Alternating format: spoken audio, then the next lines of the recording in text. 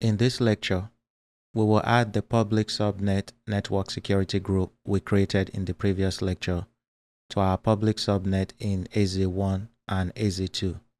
In Azure, when you create network security group, you attach it to a subnet, not the resource.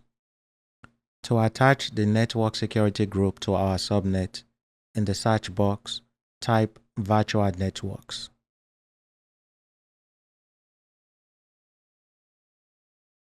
Then select virtual networks under services.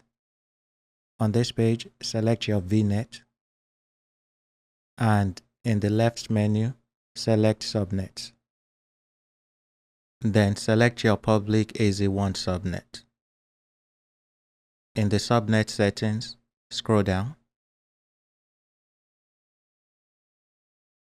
Under Network Security Group, select this drop-down and select the network security group we created in the previous lecture. Then click Save. We will do the same thing for public AZ2. Select the subnet. In the subnet settings, scroll down.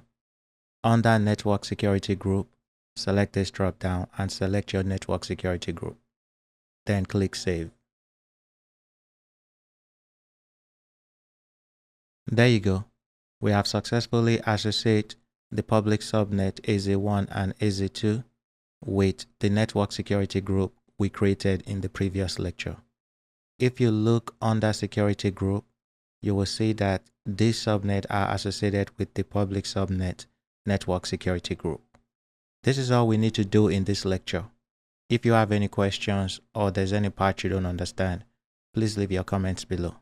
Thank you, and I'll see you in the next lecture. Bye.